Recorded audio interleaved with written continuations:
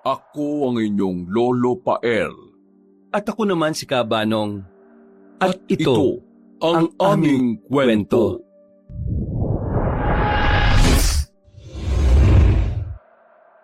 Adan!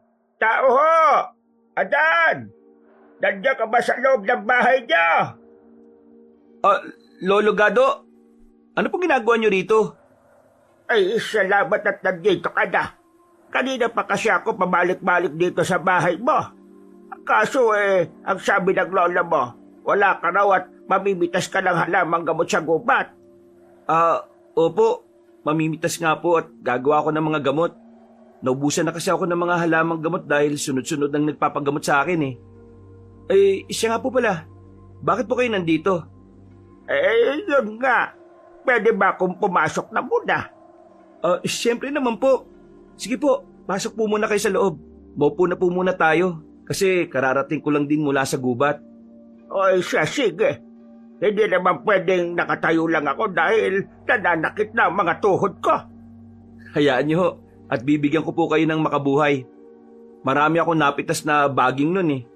Pakuluan niyo lang po at gawing tsaa. Maraming salamat, Apo. Isa nga pala. Kaya ako nandito dahil maidudulog sana ako sa iyo.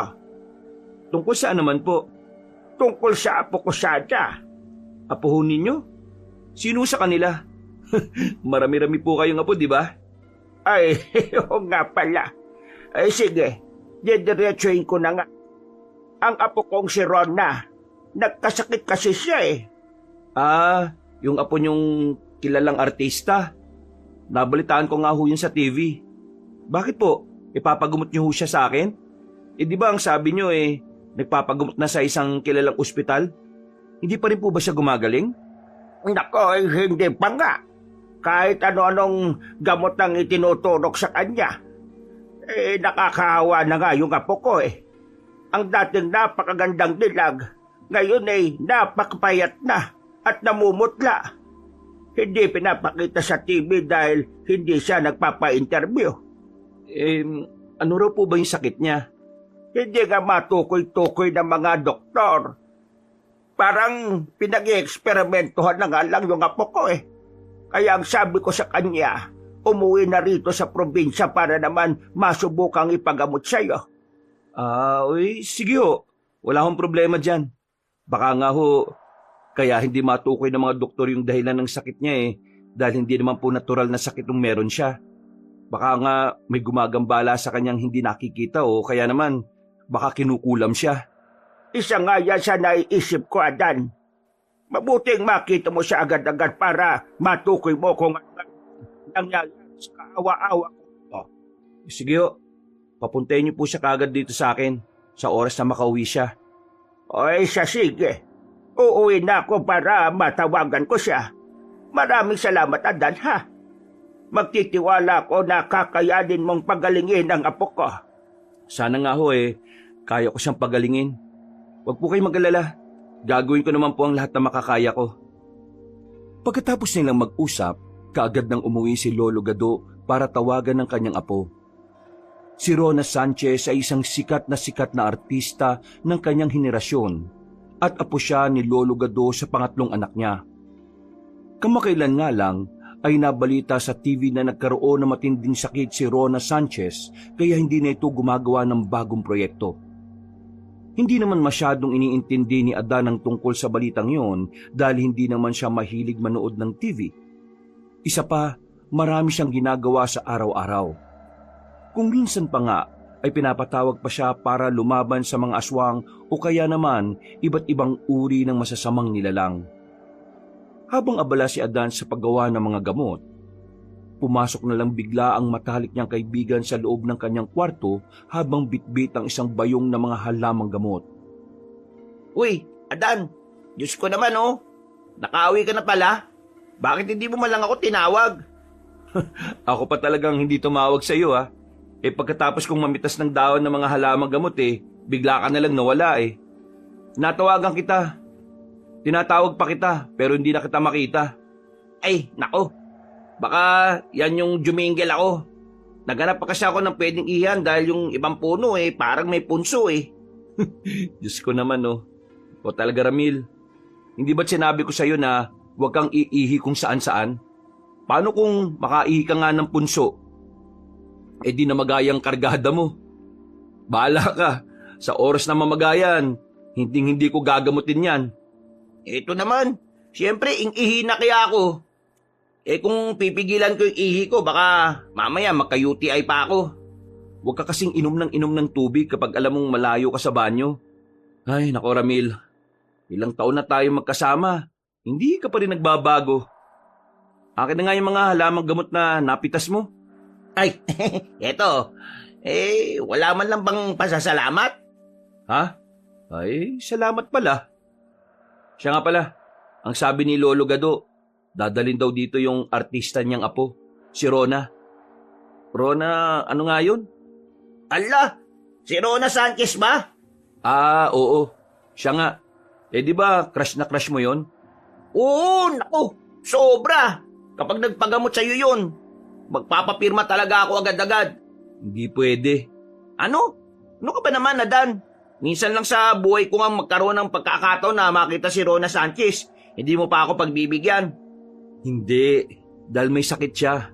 Kailangan maging sincero tayo sa paggagamot sa kanya. Saka ka na humingi ng pirma niya kapag gumaling na siya. Ay, sa bagay, ama ka. Wala nang balita masyado tungkol sa kanya simula nung nagkasakit siya eh. Sayang. Kahit dun sa sikat na sikat niyang palabas na palagi kong sinusubaybayan, namatay bigla yung role niya eh. Ano na pala yung sakit na meron siya? Hindi ko pa nga alam kaya sa akin nga ipapagamot. Magpapagamot ba sa akin yun kung alam na ng mga doktor kung ano yung sakit niya? Ay, oo nga pala no. Sa dami ng pera dun eh, imposibleng wala siyang perang pampagamot. Kaya ihanda mo ang sarili mo. Pigilan mo yung kilig mo sa oras na dumating siya rito ha. Pasikretong dating ni Rona Sanchez sa kanilang baryo. Madaling araw ang dating ni Rona dahil sa kailangan nga walang masyadong makakita sa kanya. Sa oras kasi na makita siya ng mga tao, bukod sa dudumugin siya, baka makarating pa sa mga paparazzi at malaman ang tunay na kalagayan nito. Panay ang hikab ni Adan at Ramil habang nagkakape.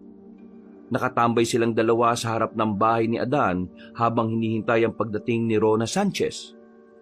Ilang saglit pa, dumating na nga ang hinihintay nila. Isang mumurahing sasakyan ang pumarada sa harap ng bahay nila Adan. Kaya agad silang tumayo at iniwan ng mga tasa ng kanilang kape.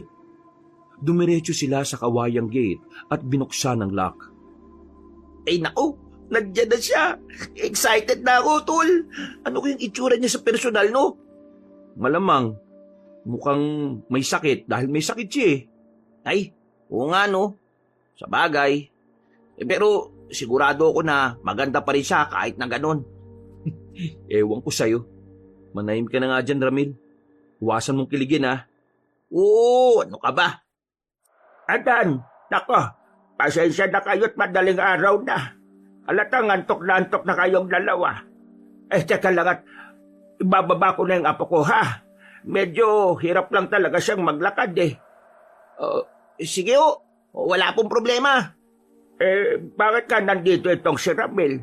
Parang mga aswang lang naman ang hinuhuli mo, di ba? Isa kang manunugis. Bakit nandito ka? Ay nako, Lolo Gado. Huwag niyo na pong itanong. Teka. Ito na nga po ko. Nahinto sila sa pag-uusap ng bumukas ang pinto at lumabas mula roon si Rona Sanchez na inaalalayan ng kanyang doktor. Ang totoo ay nainsulto si Adan sa nakita niya. Akala niya ba ay siya ang gagamot? Bakit may doktor na nakaantabay?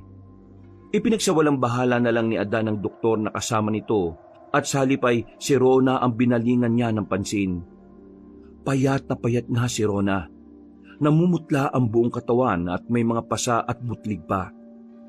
Sa unang tingin ay parang wala ng pag-asa si Rona. Pero sa paningin ni Adan na isang albularyo ay nakikita niya ang isang babaeng maraming naiinggit. Isang matibay na dahilan kung bakit humantong siya sa ganon. May mga tao bang naiinggit sa iyo, Rona?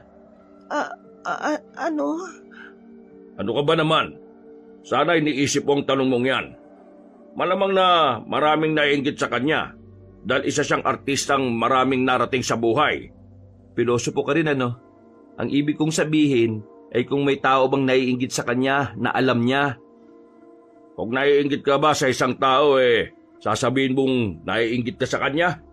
Uy, Adan, may tama naman siya eh. O siya, sige na. Pumasok na kayo sa loob at titingnan ko si Rona. Salamat at pinayagan mong madaling araw ako pumunta. Walang anuman. Gusto ko makatulong eh. Halika kayo. Mahamog sa labas, baka lalo kang magkasakit. Pumasok na sila sa loob ng bahay ni Adan. Pagpasok nila sa loob, naupo silang lahat sa may sala. Doon ay pinaupo ni Adan sila Rona bago siya tumungo sa kwarto niya para kumuha ng pangtawas para tawasin si Rona at malaman niya kung ano nga ba ang sakit nito. Pero habang nasa kwarto si Adan, pumasok si Ramil na may pag-aalala. Adan, tol. Oh, bakit mo sila iniwan dun? Ano kasi, magpapaalam lang sana ako sa'yo na gagawan ko ng salabat si Rona. Ha? Bakit? Anong ibig mong sabihin? Kasi, ang lakas ng pakiramdam ko na isang aswang ang gumagawa nito sa kanya. Ha? Ano ka mo? Eto, hawakan mo medalyon ko. Sobrang tindi ng init. Aray, oo nga no. Ang init nga. Ang ibig mong sabihin, pwedeng kinulam siya ng isang aswang? Ganon? Oo, pwedeng ganon na nga. Ay nako, kakaawa naman siya. Kung ganon, sige, gawan mo siya ng salabat. May luyang dilaw dun sa may basket. Kumuha ka na lang ha. Alukin mo rin ng mainom sila Lolo Gado at yung nakakairitang matandang doktor. O sige, balik ka na lang doon ha. Oo, pabalik na ako. Gawa mo na sila ng salabat ha. Kinuha na ni Adan ang mga kailangan niyang gamitin. Pagkatapos ay lumabas na siya mula sa kwarto at dumiretso sa sala kung saan nag-aabang ang tatlo. Sinimulan niya agad ang pagtatawas. Isinulat niya sa isang maliit na papel ang tunay na pangalan ni Rona. Pagkatapos ay hinilot-hilot niya ang ulo nito. Hinipan at bumulong sa hangin. Maya-maya pa ay lumayo na siya kay Rona at nagsindi ng kandila. Ipinatak niya ang kandila sa may tubig at unti-unti yung nagkaroon ng hugis. Nang matapos ay kinuha niya ang nabuong kandila at inangat para tingnan sa liwanag ang kandila. Ano pong nakita nyo? Isang manananggal. Manananggal? Hindi ko po maintindihan. Manananggal na naiinggit sa'yo. Sobrang tindi ng galit niya sa'yo, kaya kinukulam ka niya. Unti-unti kanyang pinapahina dahil sa sakit, pero hindi kanya papatayin. Ang balak niya kainin ka dahil iniisip niyang sa oras na makain ka niya, makukuha niya ang ganda mo. Ano raw? Ulam ng isang manananggal?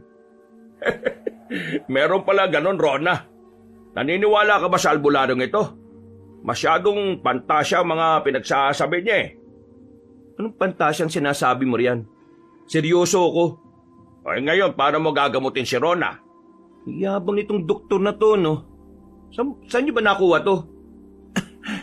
Dr. Ramos, wag po muna kayo magsalita. Gusto ko pong malaman kung anong solusyon ng gagawin ni Adan. Ano pong gagawin ko ngayon? Teka lang ha. Ramil! Ramil! Ano ba? Ang tagal mo namang maglaga ng luya dyan. Nilagang luya ang igagamot mo sa akin? Hindi nilagang luya. Salabat. Pero hindi ang gamot. Paiinumin lang kita niyan para guminhawa ang pakiramdam mo at mabawasan ang epekto ng kulam na ginagawa sa iyo ngayon. Ano bang kailangan para gumaling ako? Ang kailangan gawin ay tuntunin ng manananggal at patayin siya. Rona, naniniwala ka ba sa putyo-putyong ito? Isipin mo may mga allergies ka. Ang daming bawal sa'yo kasama ng mga spices na yan, tulad ng luya. Kaya bakit ka iinom niyan? Dr. Ramos, pakiusap. Pwede ho bang manahimik na muna kayo? Pinasama ko ho kayo sa akin para maging alalay ko rito kung sakaling hindi iepekto ang gamot ng albularyo. Hindi ho para kontrahin ang paniniwala at ang kakayahan nila. Kasi wala namang basya ng lahat ng mga sinasabi niya Kung may ganyang saradong utak na pupunta rito sa pamamahay ko, hindi kita kayang gamutin, Miss Rona. mawalang galang na ho Pero kung gusto niyo pong gumaling sa pamamagitan ko, huwag niyo pong papasukin ng doktor na yan dito. Abat, naku Rona, siguradong niloloko ka lang yan. Dok, pasensya na ho, pero pwede bang lumabas na po muna kayo? O siya, sige. Bahala ka. Walang nagawa ang doktor nang palabasin siya ni Rona sa loob ng bahay ng albularyo. Nang makalabas ito, pinagpatuloy nila ang usapan bago siya pinainom nito ng salabat. Nang makainom si Rona ng salabat, pinasuot din siya ni Adan ng luyang dilaw na ginawang kwintas. Oh, kumusta pakiramdam mo? Teka, medyo nabawasan ng pagkahapo ko. Parang guminhawa yung dibdib ko. O, di ba? Tapos ang sabi ng doktor may allergy ka raw sa mga pampalasa. Paano niyo ba nalaman na may allergy ka ron? Tinis yung dugo ko para malaman ng lahat ng mga pagkain na may allergy ako. Kung ganon, mali ang test. Magpa-test ka sa ibang ospital. Baka yung doktor na yan kasabwat pa ng mga manananggal na naiinggit sa'yo. Hindi naman siguro. Mula pa noon, siya naman ang doktor ko O siya, sige. Sa ngayon, magpahinga ka na muna sa inyo. Ngayong alam na natin ang dahilan ng pagkakasakit mo, gagamutin kita. Pero, hindi madaling proseso yan Kailangan natin kontrahin ang kulam ng manananggal na yon. Sige. Maraming salamat ho. Aalis na ho kami, Lolo. Salamat din sa pagtitiwala. Bukas, pupunta ako sa bahay niyo para maglagay ng mga pangontra.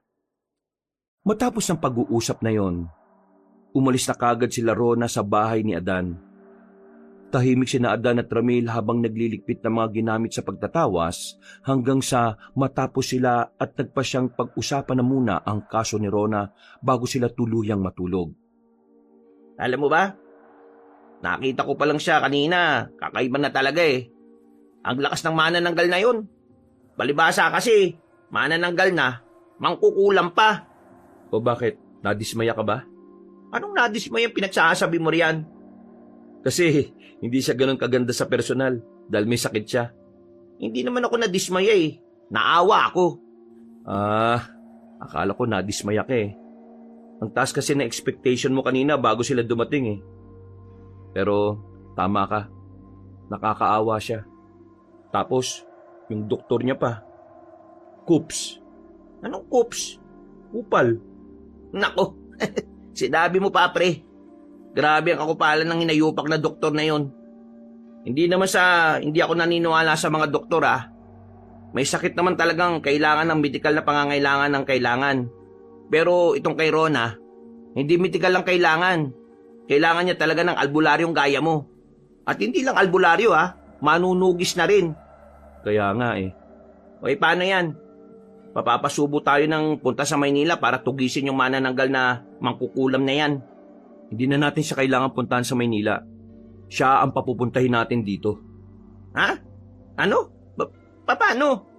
Dapat, tinanong mo na rin kung saan, kailan, at bakit. Eto naman, nalito lang ako kung paano mo yung gagawin Mangkukulam siya at may kahinaan.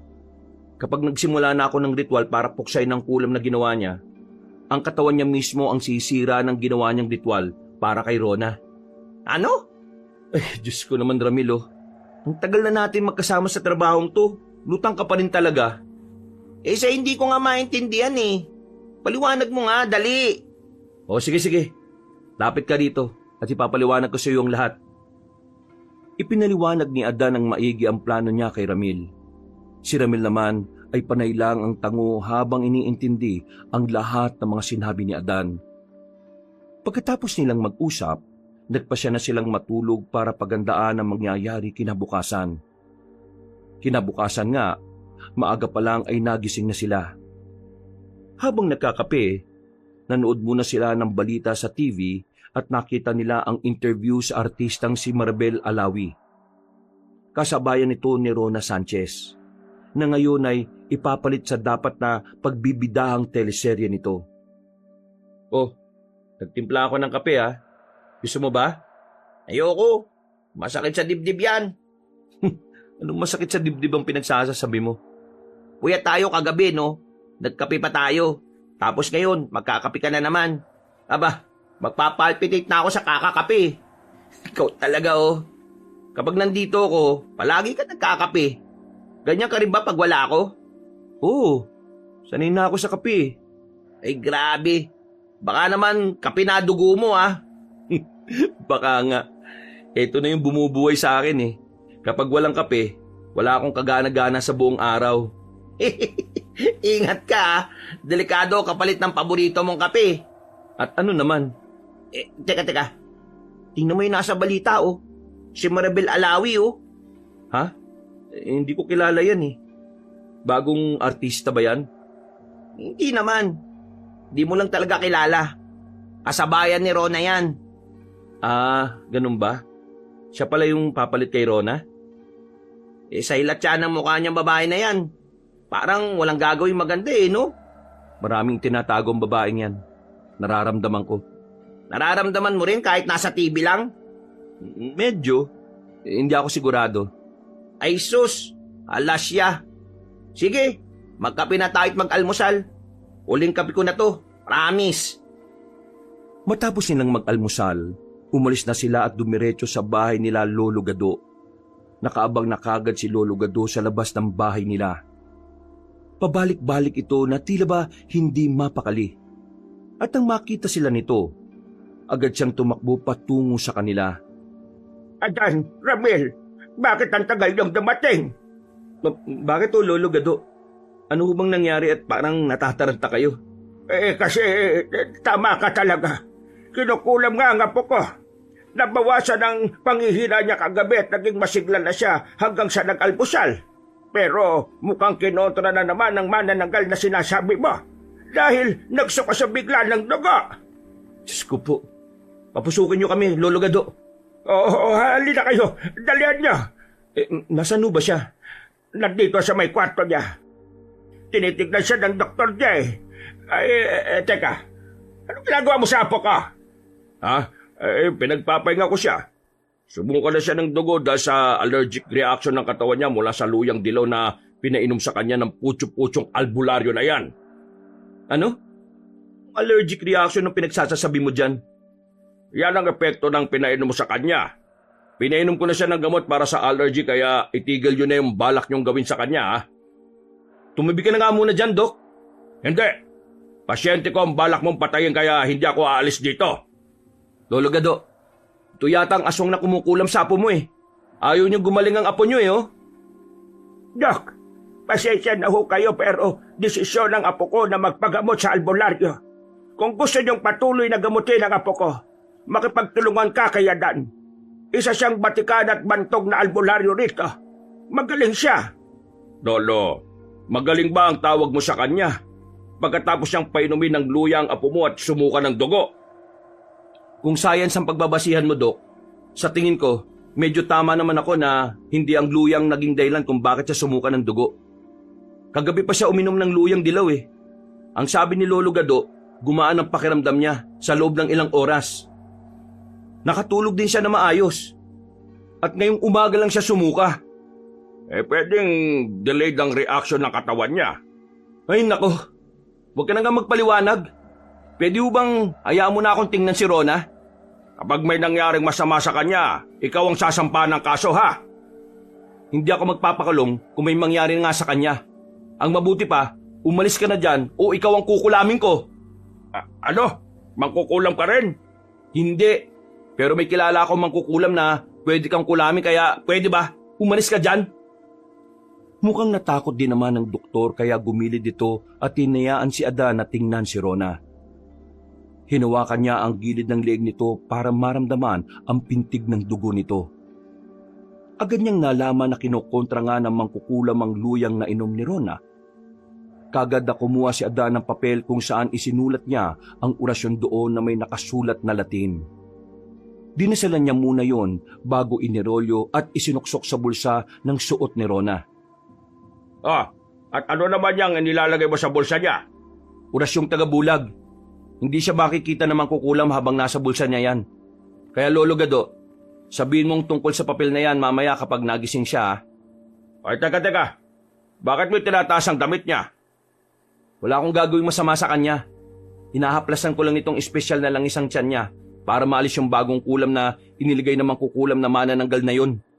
Lolo Gado, payag ba kayo sa ginagawa nitong Dr. Kwakwak na ito sa apo ninyo? Hayaan mo siya. Oh, hayaan daw ako. Ang kulit mo kasi. Wala nang nagawa pa ang makulit na doktor nang kumuha na si Adan ng langis. Naglagay siya ng langis sa kanyang palad at ipinahid sa tiyan ni Rona. Dahan-dahan, itinulak niya pataas ang kanyang mga palad. Umangat ang likuran ni Rona sa bawat hagod ng palad niya. Habang hinaplasan ni Adan ang tiyan ng dalaga, nararamdaman niya ang kung anong itinanim ng mangkukulam sa tiyan nito na naging dahilan kung bakit sumusuka ng dugo si Rona.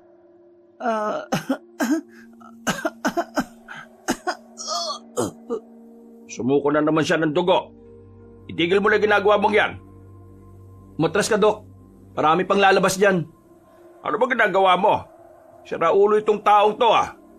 Lolo Gado, patigilin mo na siya. Tingnan mo maigi ang sinusuka niya bago ka magreklamo dyan. May mga karayom? Ano yan? Bakit sumusuka siya ng karayom? Umalis ka dyan. Susuka siya ulit. Huli na to.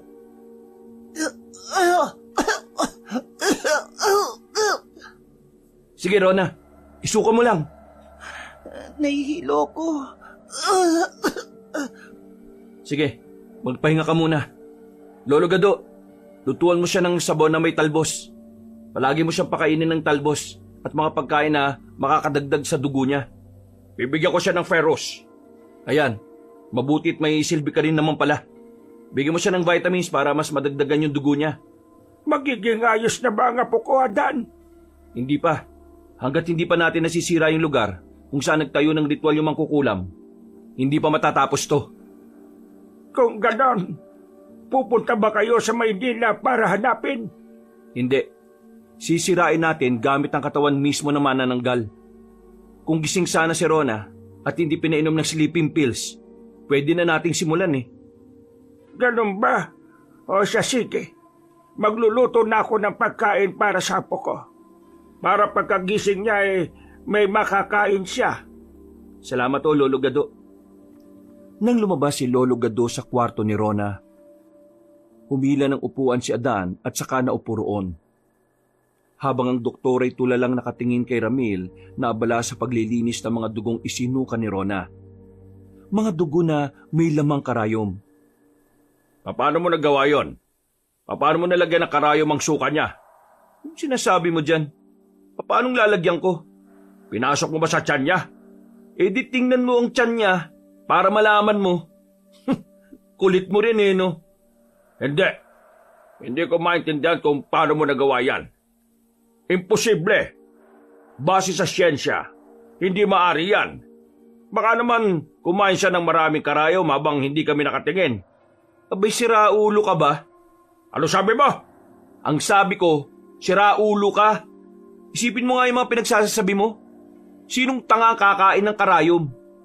Sana, ipinasuri nyo rin sa psychiatrist si Rona para malaman mo kung may problema ba siya sa utak.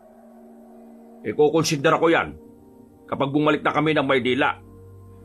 Ala, ayaw talaga niya maniwala, oh. Hayaan mo siya, Ramil. To see is to believe. Ipapakita natin sa kanya kung ano ang hindi kaya ng medisinang pinag-aralan niya. Pero, alam mo, may mga sakit naman talaga na ang kailangan ay doktor na kagaya niya. Ramil, hindi ko naman sinasabi na walang kwenta ang mga doktor na ang pinag-aralan ay siyensya. Ang sinasabi ko lang, minsan, yung hindi nila kayang ipaliwanag ay dahil sa mga ganito. Mga espiritu, aswang, kulam at kung ano-ano pa. Akala ko hindi ka naniniwala sa mga doktor eh. Diyan sa doktor ni Miss Rona, hindi ako naniniwala sa kanya. Nag-aalala lang siguro siya para sa pasyente niya. Ewan, hindi talaga kami magkakasundo eh. Napapailing na lamang si Ramil sa isinagot sa kanya ni Adan. Ramdam niya ang pagkainis ni Adan sa doktor ni Rona. Ayaw kasi ni Adan na may nakikialam sa mga ginagawa niya o kaya naman kumukontra. Alam niya kasi ang ginagawa niya. Kapag hindi naman alam ni Adan, marunong din naman siyang makinig. Hindi nagtagal ay nagising na rin si Rona. Kinausap niya si Adan at sinabi ang mga nangyari habang tulog siya. Natuwa naman si Adan kay Rona dahil nakikinig ito sa kanya. Miss Rona, seryosong tanong to ah. May kilala ka bang may inis at galit sa'yo na aabot sa puntong kukulamin ka? Pasensya na talaga pero wala talaga akong maalalang pwedeng gumawa nito sa akin. Wala akong nakaaway eh. Maayos naman ako makitungo sa kahit na sino. Kaya hindi ko alam kung bakit nangyayari sa akin to. O sige, ganito na lang. Kung wala kang nakaaway, sino ang mga nakasalamuha mo bago ka magkasakit? Naku, marami naman ako nakakasalamuhang tao eh. Yung mukhang aswang, baka meron. Grabe ka naman. Merong mga hindi ganun kagandahan o kagwapuhan. Hindi ko masasabing mukha silang aswang. Masama ang manlait ng tao eh. Biro lang. Kahit maganda, minsan, ikinukubli pa lang totoong pagkaaswang niya. May paraan ba para matanggal ang kulam? Siyempre meron. Sa ngayon, ang nakontra pa lang natin ay ang pagdami ng sakit na inilagay niya sa'yo. Handa ka na ba na makipag-ugnayan sa katawan ng manananggal? Ano? Paano yun? Kung kaya namang kukulam na gawa ng masama ang katawan mo, makakaya rin natin kontrolin ang sa kanya sa pamamagitan ng bagay na ginamit niya. Hindi ko maintindihan. Yung mga karayom na isinuka ni Miss Rona, nasan? Eto, Diyos ko, isinuka ko yan kanina. Napakarami naman. Oo. At hindi ko alam kung ano pa mga inilagay niya sa katawan mo. Diyos ko naman, kung sino man siya, napakasama naman niya. Kaya tatanungin ulit kita, Miss Rona. Gusto mo bang makipag-ugnayan tayo sa aswang na kumulam sa'yo? Oo, gusto ko para matapos na to. O sige, kung ganon, humanda ka na. Maglalatag na ako ng ritual dito mismo sa kwarto mo. Nagsimula nga si Adan na maglagay ng mga kandila sa kwarto ni Rona. Pagkatapos ay inihanda nga ni Ramil ang mga dahon ng bayabas, libro kung saan nakasulat ang mga orasyon, holy water at langis. Nang maihanda na ang lahat, nagsindi si Adan ng insenso at nagsimulang magritual. Lumapit si Adan kay Rona. Sa kanya ito sinabuyan ng asin. Ramil, akin ang langis. eto. Miss Rona, lalapit ako sa iyo at haplasan kita nitong langis na ginagamit ko para hanapin ang kulam. Pero kanina, naglagay siya ng mga karayom sa tiyan mo eh. Titingnan ko sa ibang parte ng katawan mo. Sige, gawin mo ang lahat. Pagkatapos nito, papapasukin ko ang diwa mo sa katawan ng mangkukulam. Sisirain mo ang altar na pinagsagawaan niya ng ritual. Gawin mo kung ano man ang dapat na gawin para matapos na tong paghihirap ko. Sige. Kung ganon, lumapit ka sa akin at aalisin ko ang kulam. Lumapit nga si Rona kay Adan. Hinawakan ni Adan ang braso niya at kinapa ang kanyang balat. Unti-unti, nakukuha niya ang kung anong mga kulam na itinanim ng mangkukulam sa kanya. Mga karayom, sinulid at pako. Iyak ng iyak si Rona habang unti-unting naaalis ni Adan ang lahat ng kulam.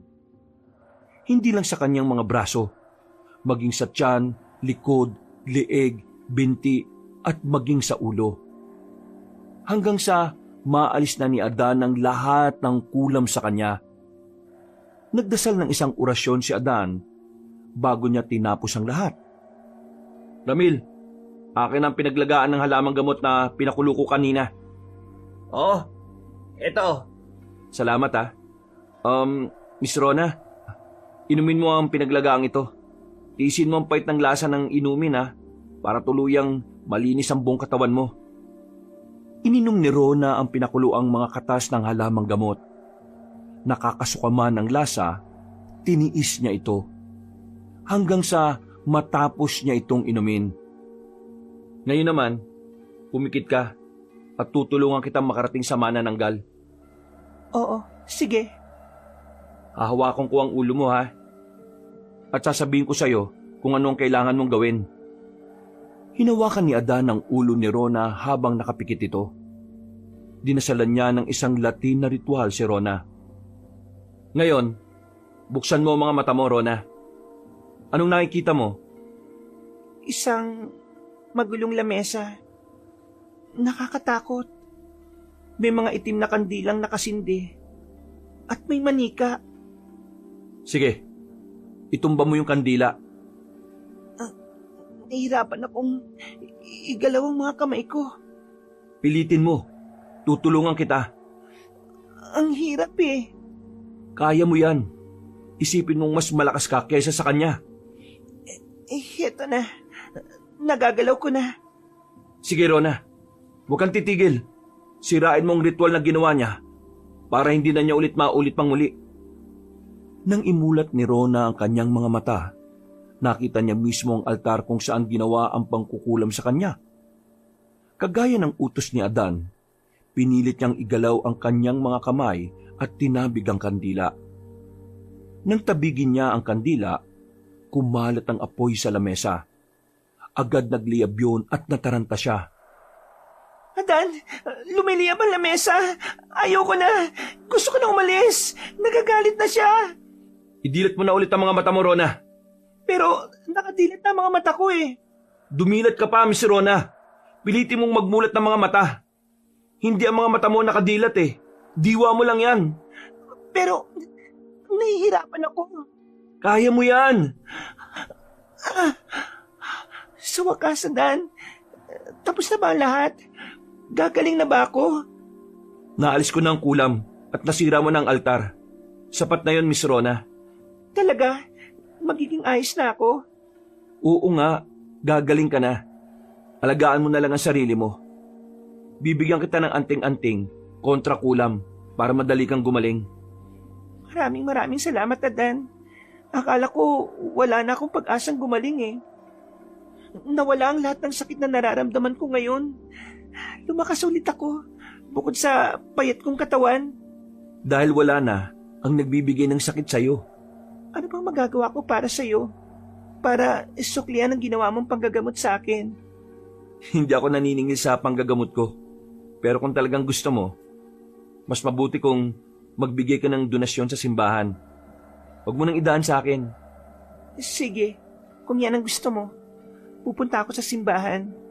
Ay, siya nga pala. Huwag ka na munang umalis dito sa baryo habang nagpapagaling ka ha. Dahil kailangan pa naming tugisin ng aswang. Ha? Paano niya tutugisin ng aswang kung nasa Maynila siya? May dahilan kung bakit ka kinulam ng aswang na yon. At ngayong wala ng bisa ang kulam, siguradong lilipad siya patungo dito para muli kang salakayin. Pero sa pagkakataong ito, hindi na niya idadaan sa kulam. Susubukan kanyang kainin para makuha niya ang katawan mo. Diyos ko, nakakatakot naman yan. Anong gagawin ko? Hanggang kailan ako dito? Meron kasi akong tinanggap na project at sa susunod na buwan na ang simula ng shooting eh.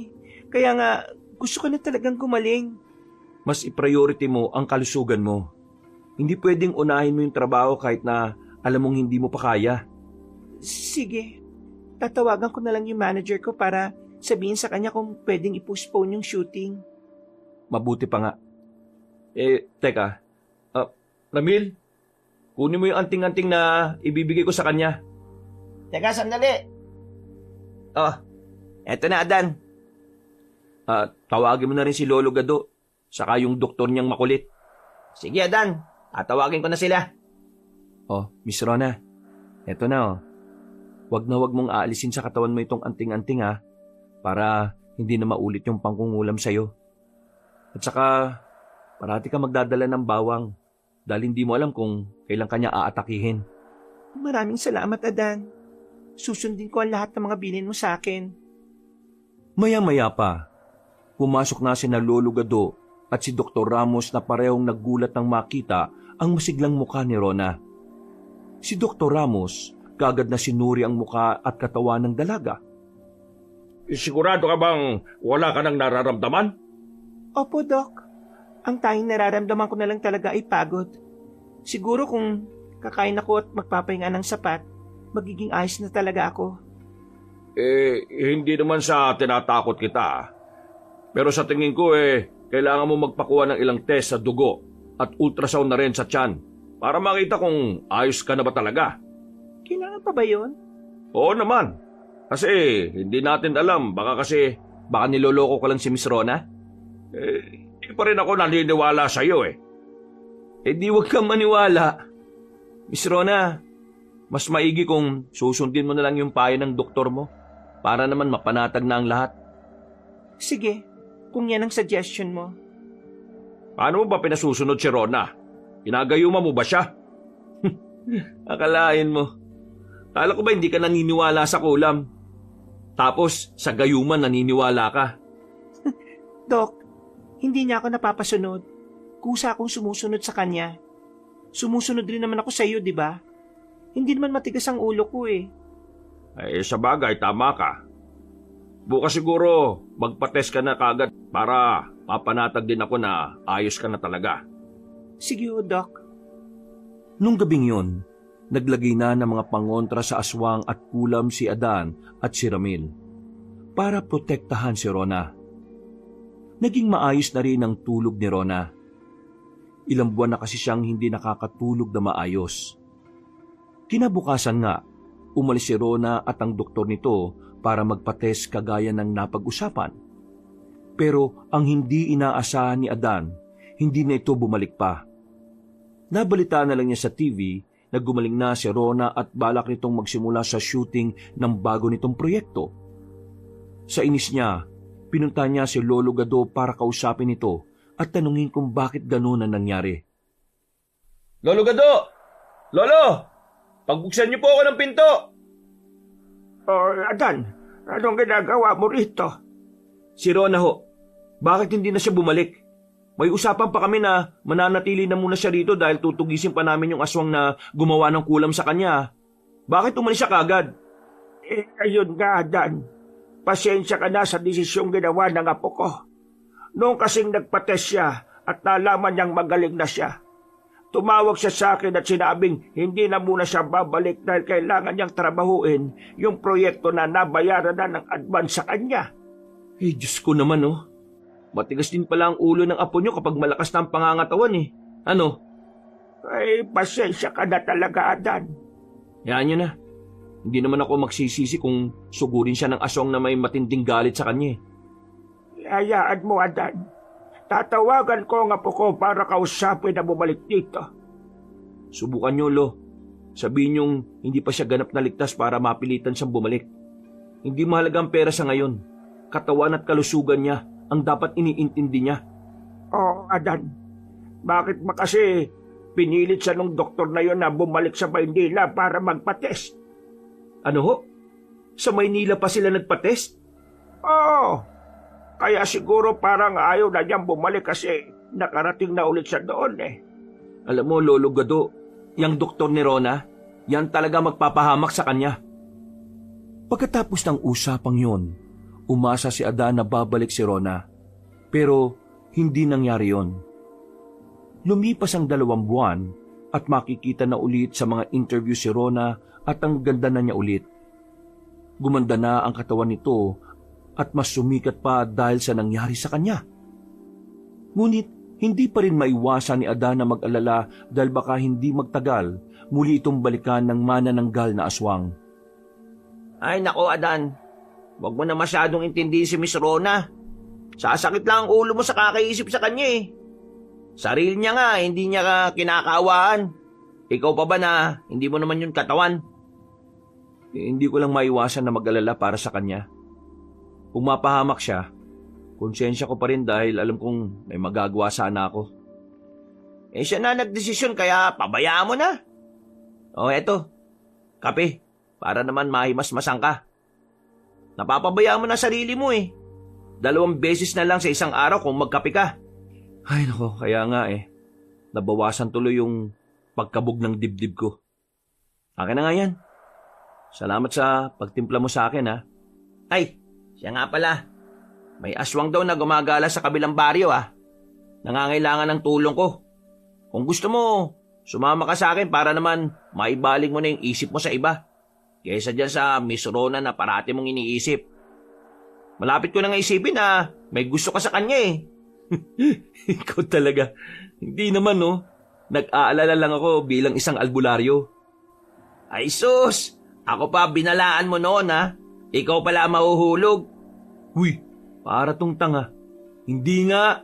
Kulit mo rin ano. Oo na, hindi na nga. Magkape na lang tayo at mag-almusal para makapaganda na sa pag-ani ng repolyo. Baka mauna pa tayo ng mga peste. Bukod sa pagiging albularyo, may taniman si Adan at Ramil. Magkasosyo sila sa lupain na ipinamana ng lolo ni Adan. Ang mga pananim na inaani nila ay inaangkat ng mga tindera sa palengke. Kaya kahit hindi mag-albularyo si Adan, kayang-kaya niyang sustentuhan ng buhay niya. Kaya lang siya naging albularyo ay dahil ang lolo niya ay isang albularyo din at ipinasa sa kanya ang bertud na nagbibigay ng kapangyarihan sa lolo niya noon. Hindi niya naman pwedeng pabayaan ng pinamana sa kanya. Para sa kanya, isa itong malaking responsibilidad at minahal niya na rin naman ang pagiging albularyo habang tumatagal. Habang abala sa pag-aani ng repolyo, natigilan sila nang marinig ang sigaw ng kinakabahang si Lolo Gado mula sa malayo. Adan! Adan! Oh, Lolo Gado, bakit tumatakbo na naman ho kayo? Parati na lang kayo tumatakbo sa tuwing may emergency ah. Ang tanda nyo na ah, baka humapahama kayo sa kakatakbo. Nako, nakakalimutan ko parati na matanda na ako. Malakas pa kasi ang tuhod ko eh. Sa bagay, hindi ko naman ho kayo mapipigilan kung malakas ka pa eh. Teka, bakit nga po pala kayo natataranta? Heto na nga. May buntis daw na inatake ng manananggal. Diyos ko, mahabaging langit. Hindi ba't manananggal ang kumulam kay Rona? Hindi kaya yun din ang manananggal na yon. Baka sumunod rito. Lola Gado, bakit naman siya pupunta dito kung wala naman si Miss Rona? Iba ang kutob ko, Ramil. Adan, puntahan mo nga para malaman mo kung ano ang nangyayari. Sige ho, pupuntahan ho namin ni Ramil. Kakaiba rin ang kutob ko dito eh. Anong kutob mo, Adan? Pakiramdam ko, hindi si Miss Rona ang dahilan kung bakit may manananggal. O di ba? Hindi nga yun ang manananggal na kumulam kay Rona, Lolo Gado. Hindi Ramil. Baka nga yun ang manananggal pero hindi si Miss Rona ang dahilan kung bakit nandito siya. Kung ganon, sino? Baka ako. Nang mabalitaan ni Adan na may manananggal na pumatay sa isang buntis sa baryo nila, hindi siya nagdalawang isip na puntahan ito at alamin ang totoong nangyari. Hindi niya maiwasan na matakot dahil baka siya nga ang hinahanap ng manananggal sa baryo nila. Hindi naman imposible yon dahil pwedeng gusto nitong gumanti dahil nilabanan niya ito at napagaling si Rona. Pagkarating nila sa pinangyarihan, may mga pulis na kagad na nakapaligid sa bahay. At dahil kilala na siya ng mga pulis bilang batikang albularyong may kaugnayan din sa pulisya, pinapasok siya para mag-imbestiga. Naramdaman kagad ni Adan ang kaparehong aura ng manananggal na kumulam kay Rona at ang manananggal na kumain ng sanggol na nasa sinapupunan ng buntis. Siya nga ang gumawa nito. Nararamdaman mo rin ba, Adan? Itong medalyon ko kasi, nag-init eh. Parehong init na naramdaman ko nung unang beses kong makita si Miss Rona. Oo, ramdam na ramdam ko ang presensya niya. Nandito siya. Anong gagawin natin ngayon? Ano pa? Hahanapin natin kung nasaan siya. Kailangan natin siyang mapatay dahil siguradong ako ang gagantihan niya ngayon. Ang ibig bang sabihin niyan, hindi na si Rona ang target niya kundi ikaw na? Hindi ganun ang tingin kong balak niya. Mukhang ang balak niyang gawin ay patayin ako. Pagkatapos ay isusunod niya si Rona para maangkin niya na ang ganda nito. Mga inggitera talaga, mga manananggal ano? Gagawin nila talaga ang lahat, makuha lang ang gusto nila. Likas yan sa mga manananggal. Kaya nga sanggol ang kinukuha nila dahil inggit sila sa mga babaeng may maganda at masayang pamilya eh. Pero itong manananggal na to, kinaiinggitan niya si Rona dahil sa ganda niya. Minsan iniisip ko, gusto niya rin sigurong mag-artista. Manananggal na artista? Imposible naman yata yan. Hindi mo rin sure. Kumusta na, Dan? Siya ba talaga? Opo, Lolo Gado. Tama ang hinala nyo. Mahabaging langit. Sumunod nga talaga siya rito. Kung ganun ligtas ba ang apo ko? Sa ngayon, ligtas po siya. Kaya habang nandito pa yung manananggal, kailangan natin siyang mapatay para hindi na siya makabalik pa ng Maynila. May tutulong ba ako sa inyo para mas mapabilis ang pagkakahuli sa kanya? Pwede naman ho kayong tumulong. May damit pa bang apo nyo sa bahay nyo na naiwan niya? Yung hindi pa sana nalaban ha? Ay nako, nalaban ko na ang lahat ng mga kailangan kong labhan. 2 buwan na rin ang nakalipas Pero kung amoy ang gusto mong makuha mula sa damit, meron siyang pamuyod sa buhok na naiwan sa bahay. Ayun ho, Lolo. Pwede po natin yung gamitin. Siya sige. Kukunin ko sa bahay at ibibigay ko sa iyo. Sige, Holo. Siya nga pala, Ramil. Ihanda mo na yung mga gamit mo sa paghuli ng aswang. Dahil siguradong uhulihin na natin yung lintik na manananggal na yan. Agad na kumilos sina Adan at Ramil. Nang maibigay na sa kanila ni Lolo Gado ang pamuyod ng buhok ni Rona, nagtungo na sila sa bahay nila Ramil at nagsimulang maghanda. Mga gaano karaming asin ang dadali natin? Damihan mo. Ibubuhos natin sa kalahati ng katawan niya yan. O sige, ako nang bahala sa asin. Teka, anong gusto mo? Buntot pagi o itak? Buntot pagi na lang para maabot siya habang lumilipad. Tama nga naman. Sige, buntot pagi na rin ang dadaling ko. Pero magdadala rin ako ng itak para sigurado. Diyos ko, nagtanong ka pa. Hindi ka rin naman pala mamimili. Pasensya na. Huli ko na naisip Ay, Adan, may kumakatok. Tingnan mo nga muna kasi ipapasok ko pa dito sa bag yung mga kailangan natin O sige, ako nang bahala. Oh, Lolo Gado, may nakalimutan ka ho ba? Adan, Diyos ko. Oh, bakit na naman Ang apo ko, umuwi. Ano? Hindi niyo po ba siya nakausap na huwag mo nang uuwi rito? Wala pa Hindi pa nga ako nakakatawag sa kanya. Bigla na lang siyang dumating. Nasan po siya ngayon? Nasa bahay. Sino kasama niya sa bahay? Gabing-gabi na. Yung doktor niya. Naku naman, Lolo Gado. Bakit yun naman iniwan sa tangang doktor na yun yung apo ninyo? Naku, Adan. Pasensya na. Nataranta kasi ako nang bigla siyang dumating O Ramil, bilisan mo na. Kailangan na natin pumunta sa bahay nila Lolo Gado. Dahil baka mapahamak pa yung apo nito. Sige, eto na ako. Labis ang pagkataranta ni Adan nang malaman niyang dumating bigla si Rona sa kanilang baryo. Pare-pareho nilang hindi inaasahan ng nangyari kaya lahat sila ay kabado.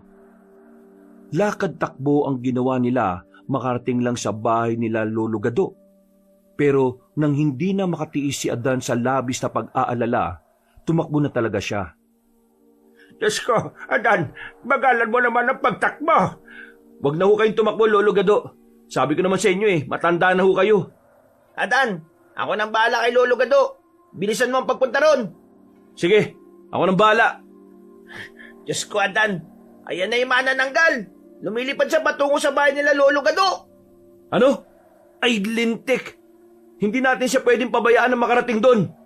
Labanan na natin bago pa siya makarating. Lolo Gado, mamaya ka na Mamahinga ka muna dyan. Kami na ang bahala. Ramil, akin ang asin. O ito, saluin mo. Kagad na ibinato ni Ramil ang isang plastik ng asin kay Adan. Nang masaliyo ni Adan, tumakbo siya na matulin para habulin ng manananggal. Sobrang bilis lumipad ng manananggal. Alam nito na humahabol sila, pero mabilis tumakbo si Adan. Nagawa niya itong abutan kaya nahagisan siya nito ng asin. Pagkahagis niya ng asin, kaagad na bumulusok mababa ang manananggal dahil ang pakpak nito ang natamaan. Pero matibay ang manananggal. Nagawa nitong muling lumipad kahit na pasuray-suray. Aba, matindi ka manananggal ka Sige, ipaglaban mo yung pakpak mo. Etong asin, para sa'yo. Tumibig ka dyan, Adan. Ahampasin ko na siya nitong buntot pagi. Kagad nilabas ni Ramil ang buntot pagi niya pagkatapos ay tumalon para hampasin ang manananggal. Natamaan ng manananggal sa likod nito. Agad bumulusok pababa ang manananggal at bumagsak ito sa lupa. Walang iya ka. Susubukan mo pang mag-food trip dito sa baryo namin, ha? Teka Ramil, Oh, bakit Adan? parang may mali eh. Ha? At pali. Hindi to tama. Hindi siyang manananggal na kailangan nating tugisin. Teka. Hindi kita maintindihan, Adan.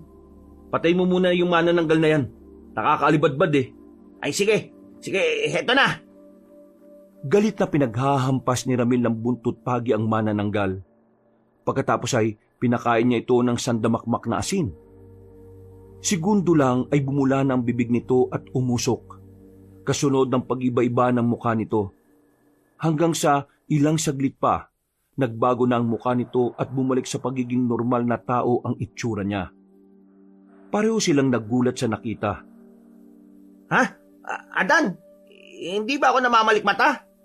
Teka, artista yun di ba? Oo, si Maribel Alawi. Oo nga, siya nga. Yan yung biglang sumikat nung nagkasakit si Rona. Hindi kaya siya yung kumulam kay Rona? Hindi Ramil, hindi siya. Malakas ang kutob ko na iba. Kung ganon, sino? Naputol ang usapan nilang dalawa nang makarinig sila ng malakas na sigaw. Boses yun ni Rona kaya mas lalo siyang nataranta. Pero bago sila umalis, muling hinampas ni Ramil ng buntot pagi ang katawan ni Maribel Alawi. At biglang naging abo ang katawan nito. Dinampot ni Ramil ang itim na bato bago sumunod kay Adan na tumatakbo na patungo sa bahay nila Lolo Gado. Pagdating nila roon, isang manananggal pa ang pilit na pumapasok sa loob ng bahay nila Lolo Gado. Sa pinto pa talaga binalak pumasok kahit tumaharang ang pakpak nito. Grabe, ngayon na ako nakakita ng aswang na tanga. Mamaya mo na punahin.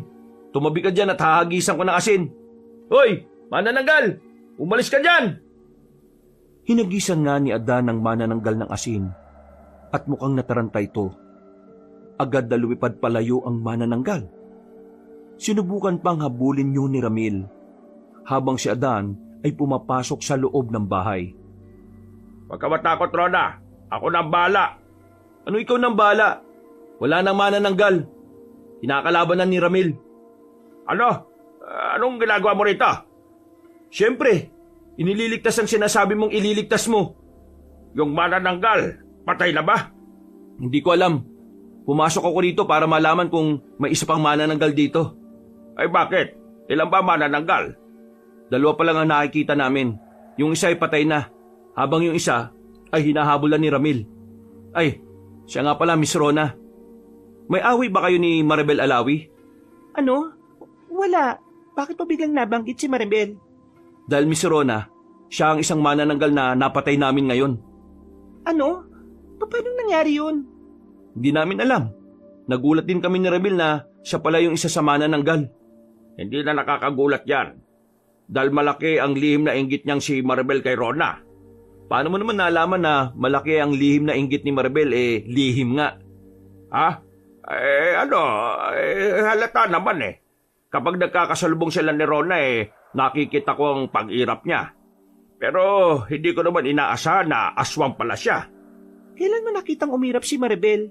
Hindi tayo magkasama kapag nagkakasalubong kami ni Maribel. Ang laking chismis niya sa ospital Ganun ba?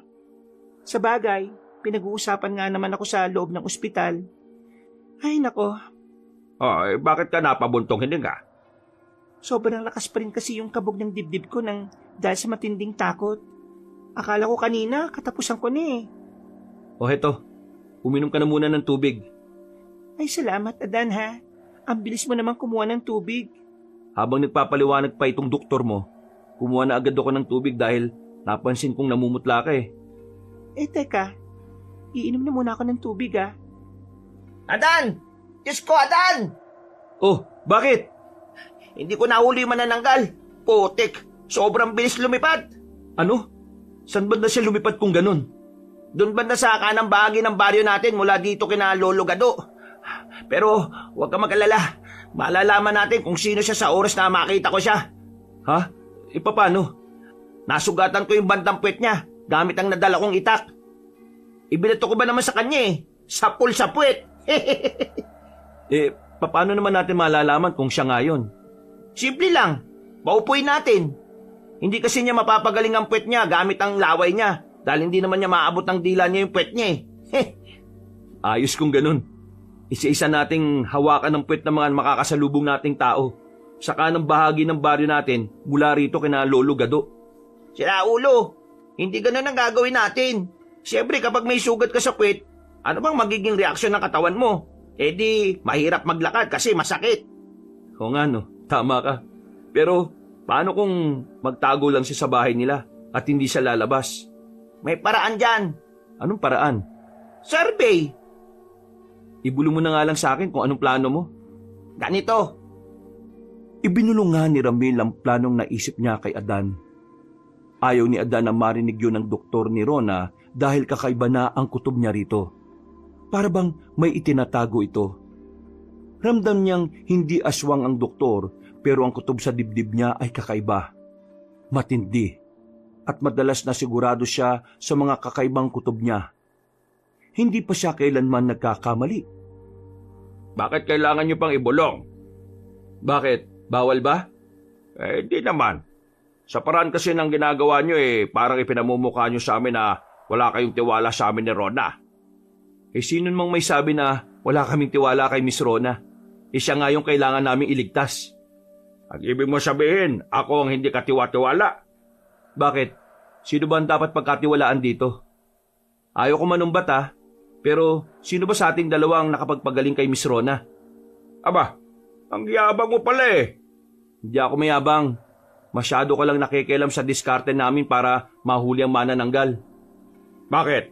Pinaghihinalaan mo bang kasabot ako ng mga manananggal? Tama na yan. Pakiusap, tama na. May malaking problema tayo sa aswang pagkatapos nag-aaway pa kayo. Pasensya na Miss Rona. Ito kasing doktor mo atrebido. Alam mo Miss Rona, kung ako sa'yo, huwag kang magtiwala sa doktor na to. Malaki ang tiwala ko kay Dr. Ramos. At ganun din sa'yo, Adan. Alam kong parehas niyo ako matutulungan kaya pakiusap. Huwag na kayo mag-away. Tama si Miss Rona, Adan. Ang mabuti pa, maganda na tayo sa susunod nating plano. Teka lang. Hindi tayo aalis sa bahay ni Lolo Gado ngayong gabi. Ano? Dito tayo matutulog. Hanggat malakas pa ang puwersa ng mga nilalang sa dilim. Bukas ng umaga tayo kikilos. O siya, sige. Kung yan ang gusto mong gawin. Teka lang. Susunod ko pa pala si Lolo Gado. Nung gabing yon, nanatili si Adan at Ramil sa bahay nila Lolo Gado.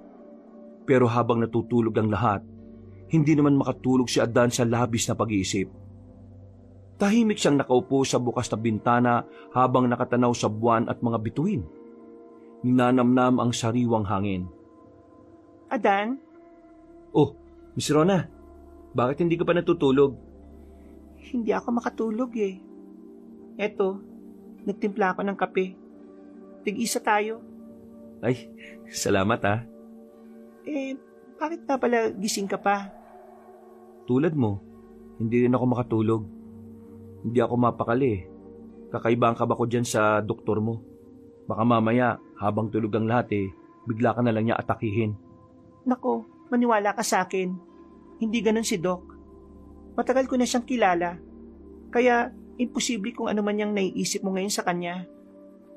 Alam mo, Miss Rona, minsan, may mga tao sa paligid natin na inaakala natin kilala na natin ng husto. Pero madalas, sila pa pala yung magpapahamak sa atin. Talaga? Hindi ko pa kasi nararanasan yan Masyado kasing mabait ang puso mo. Hindi mo nakikita ang masama kaysa sa mabuti. Ang nakikita mo lang, lahat ng tao may kabutihan. Sa bagay, tama ka. Ganyan nga nararamdaman ko palagi. Mali bang maging ganong klase ng tao? Hindi naman. Pero kadalasan ng mga taong kagaya mo, sila yung mga tao na madaling malinlang ng iba.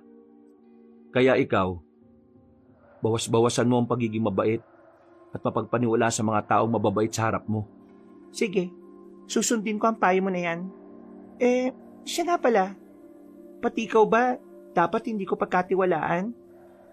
Oo, maging ako. Huwag kang masyado magtiwala. Mukhang hindi ko kaya yan, Adan. Bukod kasi sa lolo Gadu ko, nakaisa-isang pamilya ko na lang dahil patay na ang nanay ko. Isa ka na ngayon sa pinagkakatiwalaan ko. Ha? Talaga? Oo, kasi hindi mo ako binigo. Alam kong ilang beses mo kung sinubukang patawagan kay lolo dahil nag-aalala ka na baka bigla akong sugurin ng aswang. Ang tigas kasi ng ulo mo eh. Gusto ko naman talagang sumunod sa iyo eh.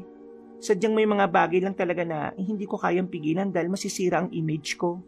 Mas mahalaga pa sa'yo ang imahe mo kaysa sa sarili mo? Siyempre, yun ang buhay ko eh.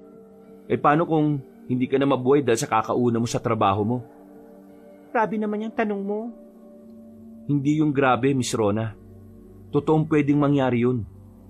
Anong pipiliin mo kung ganun? Siyempre, ang buhay ko. Kapag pinili mo ang buhay mo, mas magiging ayos ang lahat. Kaya mo, sa tingin ko naman makakabalik ka na sa dating buhay mo. Dahil sa oras na matalo na namin ang manananggal, wala ka na magiging problema pa. Sana nga matapos na talaga to. May tiwala ako sa iyo. Sa inyo ni Ramil. Ililigtas niyo ako mula sa nakakatakot na manananggal na yon. Sa unang pagkakataon, matapos ang ilang taong pagiging single, nakaramdam ulit si Adan ng kakaibang kaba sa kanyang dibdib. Hindi kaba dahil sa takot, kaba ito na may kasamang kilig at init ng pisngi. Alam niya kung ano ang ibig sabihin noon dahil hindi naman niya unang beses na naramdaman ang bagay na yon. Pero agad niyang pinatay ang unti-unting pagliyab ng nararamdaman niya dahil alam niyang wala siyang pag-asa kay Rona.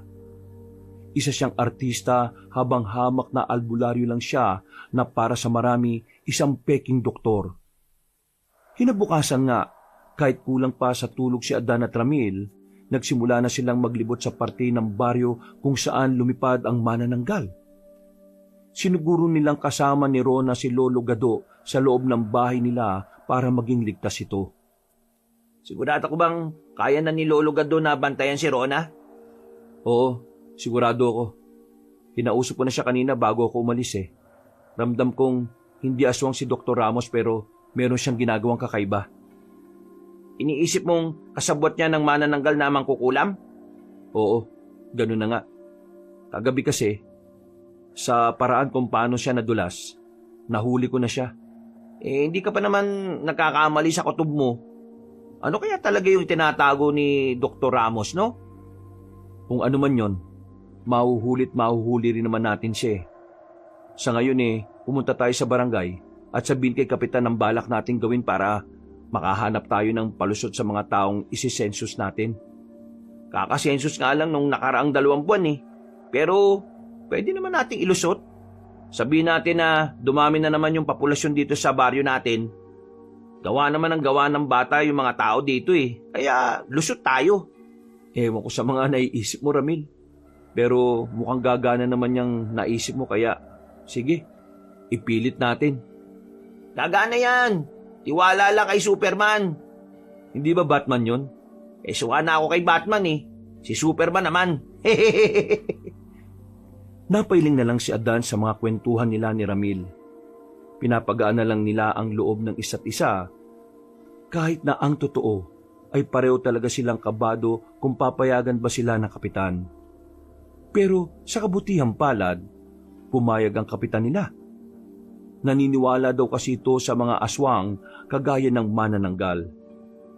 Halos lahat naman sa baryo ay pinaniniwalaan siya dahil isang bantog na albularyo itong si Adan. Alam ng lahat na marami nang napatunayan si Adan kaya malaki ang tiwala nila sa kanya. Ilang bahay rin ang pinuntahan nila at in-interview. Si Adan ang nag-i-interview habang si Ramil naman ang tumitingin sa kung paano maglakad ang taong ini-interview nila. Pero sa ilang kabahayan na kanilang nalibot, wala silang napansin na taong hirap kong maglakad. Grabe ang init. Tama pa ba itong ginagawa natin, Ramil? Ano ka ba naman, Adan? Malapit na nating mahanap ang manananggal, no? Matatapos na natin ang paglilipat dito.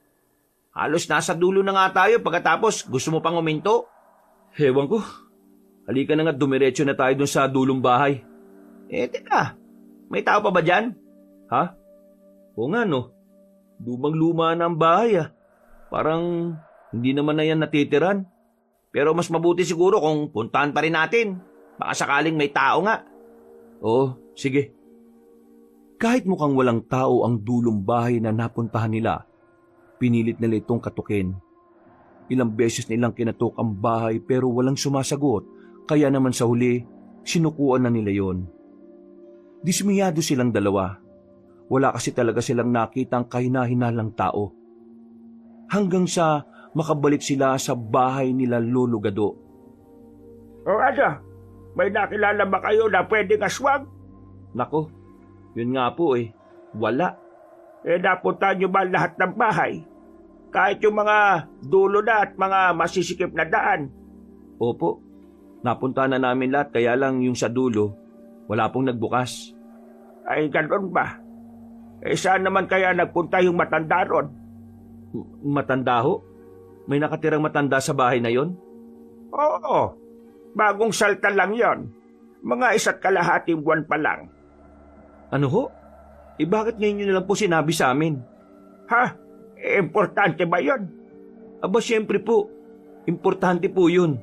Dahil posibleng siya yung aswang. Nako, masama naman ang magbintang adan. Huwag kang ganyan. Hindi niya kami pinagbuksan eh. Malamang, naamoy niyang paparating kami. Alam niyang susugurin namin siya kung siya nga yung aswang. Bakit naman niya malalaman? Manghuhula ba siya? Ay naku naman, Lolo Gado. Ramil, tara't balikan natin yung bahay. Nagmamadaling umalis sina Adan at Ramil. Halos lumipad sila sa bilis ng pagtakbo nila. Nang makarating sila sa pinakadulong bahay kung saan ang sinasabi ni Lolo Gado, marahas silang kumatok doon. Pero kagaya kanina, hindi pa rin sila pinagbuksan. Hanggang sa... Sino kayo? Bakit nyo ginigiba ang pintuan ng bahay ko? Ay, anak ng tinapa. Hindi ako anak ng tinapa. Sino ba kayo, ha? Magandang hapon po, Lola. Mga taga dito lang din po kami sa baryo. Magsasurvey lang po kami. Census. Ay, ganun ba? Bakit naman kung makakatok kayo sa bahay ko, wagas? Para kayo mga galit na galit at may sisingilin na utang, ah. Hindi naman po. Masyado lang pong malaki ang kamao nitong kasama ko. Tingnan nyo. Kaya parang ang lakas po kung kumatok. Hindi. Kitang-kita ko parang galit na galit kayo habang pinupukpok nyo yung pintuan. Hindi nga po. Namalikmata lang ho kayo. Ay siya, sige. Ako na ang namalikmata. Kung i-interviewin nyo ako, gawin nyo na. Masungit si Lola Lourdes pero pinilit pa rin nila itong interviewin. Habang nag-i-interview si Adan, si Ramil naman ang nag-imbestiga kung may sugat nga ba si Lola Lourdes sa bandang puwetan. Maya-maya, nang matapos na sila sa pag-interview, nagpaalam na sila. Pero pinauna nilang papasukin si Lola Lourdes. Ano Ramil, ramdam mo ba kung aswang o hindi? Nag-init ba yung medalyon mo? Hindi. Kahit nga yung paglakad niya, maayos naman. Ibig sabihin, hindi pa rin siya yung aswang na hinahanap natin. Ay nako, nasa na kaya talaga yung manananggal na yon? Ano na ba yung gagawin natin ito? Pero hindi naman ibig sabihin na hindi siya iika-ika kung maglakad hindi na siya yung manananggal. Sabi mo di ba, hindi uminit yung medalyon mo? Hindi nga. Pero may mga aswang na may tangan na mutya para maitago yung katawan nila bilang aswang. Ay, oo nga pala no. Munti ko nang makalimutan yun ah. Kaya mabuti pa, bumalik na tayo sa bahay nila Lolo Gado. Kasi baka umulit sa pag-atake yung aswang Mabuti pa nga. Pero kailangan pa rin nating malaman kung sino yung aswang. May paraan para magawa natin yun. Kahit na meron siyang mutya. Paano? Tatawasin ko ulit si Rona. Sa paraang yon, makikita kong itsura ng umaaswang sa kanya. Pero iba ang gagamitin kong dasal. Isang klase ng dasal na maglalantad ng itsura niya kapag tao. Kung ano man ang plano mo, basta sabihin mo lang sa akin kung anong may tutulong ko, ha? Ano pa nga ba? Yun naman talaga dahil partners tayo Bumalik na nga silang dalawa sa bahay nila Lolo Gado. Pero pagdating nila roon, naabutan nilang natataranta na si Lolo Gado. Ang sabi nito, mukhang kinulam na naman daw si Rona at kailangan na ni Adan na pumasok sa loob ng bahay sa lalong madaling panahon. Lolo Gado, nasa po si Miss Rona? Nasa loob siya ng kwarto kasama ang doktor niya. Sige ho, tara na Ramil. Pagkabukas ng pintuan, oh, anong nangyari kay Miss Rona? Bigla na lang siyang nag-seizure eh. Pero napakalma ko na siya. Huwag kayong mag-alala. Tingnan ko nga siya. Padaanin mo nga ako. Ayos na nga siya. Hindi na kailangan. Kailangan nga. Bakit bang kulit mo? Ikaw ang makulit. Sinabi ko nang hayaan mo na nga siya pero ang kulit mo pa rin. Teka nga, bakit bang kulit mo? Bakit ba panay ang pigil mo sa akin? Hindi kita pinipigilan. Sinasabi ko lang sa iyo na kaya ko siyang gamutin nang hindi na kailangan ng tulong ninyo. Ramil, kapkapan mo nga siya. Ano? Bakit ako kakapkapan? Dalian mo. Baka may tinatago sa atin ng doktor na yan eh. Sige, halika Dok. Teka, walang respeto ang ginagawa nyo ah. Kung wala kang tinatago, magpakapkap ka. Wala nga ako itinatago at hindi rin ako magpapakapkap. Karapatan ko yon. Ayaw mo talaga ah. Ayoko. Wala kayong makukuha sa akin. Kung ganon, wala na akong ibang paraan pa. Mabilis na bumunot ng holy water si Adan mula sa kanyang bulsa at saka winisika ng doktor sa kanyang muka. Agad na napahiyaw si Dr. Ramos sa ginawa ni Adan. Agad na nakita ni Adan ang maitim na aura ni Dr. Ramos. Sinasabi ko na nga ba eh. Una pa lang iba na kutob ko sa iyo eh. Pero iniisip ko na baka masyado lang ako mapanghusga. Kahit kailan talaga, hindi pa ako nagkakamali sa kutob ko eh. Dahil pinapakinggan ko ang kutob ko. Magpapaliwanag ako. O bakit mo ginawa to? Bakit mo kinulam ang isang walang muwang na katulad niya? Ginawa ko lang to para protektahan ang sarili ko. Ang trabaho ko. Anong trabaho pinagsasasabi mo dyan? Si Maribel Alawi, siya ang lumapit sa akin. Gusto niyang kulamin ko si Rona. Tinakot niya ako na kung hindi ko kukulamin si Rona, papatayin niya ako. Ano ba ako, tanga? Kung tinakot ka ni Maribel, di sana siya ang kinulam mo at hindi si Rona. Wag nga ako. May iba ka pang motibo, no? Alam mo, ang dami mong sat-sat eh. Huwag mo na nga lang alamin kung anong motibo ko. Ayaw ko ng away, pero pinipilit mo ako. Hindi na nakakibo pa si Adan nang magsimulang magbigkas ng mga salita ang doktor.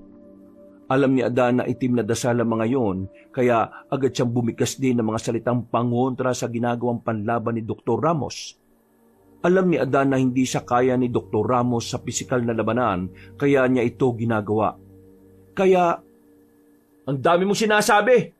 Ayaw ko ng ganitong laban. Ang gusto ko, tapos na kagad. Adan, nakahanda na ako ah. Walang nagawa si Dr. Ramos nang sabuyan siya ni Adan ng asin.